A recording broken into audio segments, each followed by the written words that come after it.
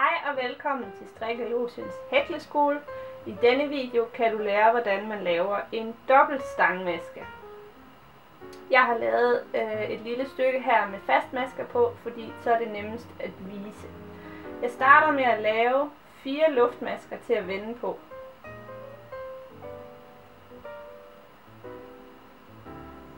Sådan. Så slår jeg om 2 gange,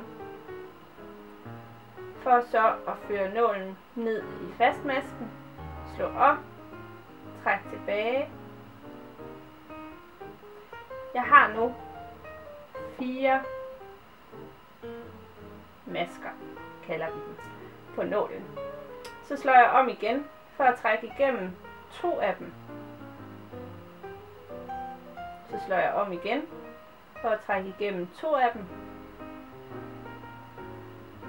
Og så slår jeg om for at trække igennem de sidste 2.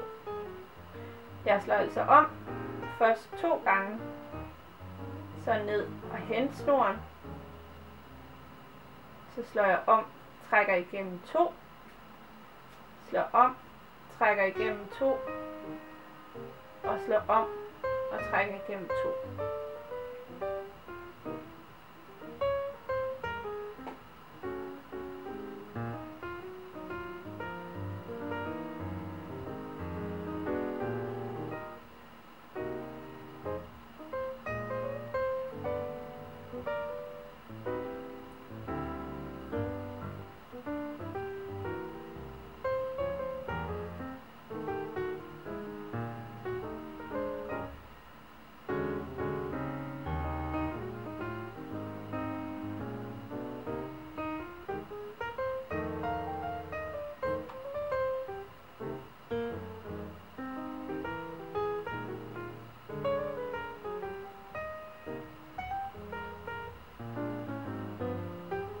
Så har vi lavet en række med dobbelte stangmasker.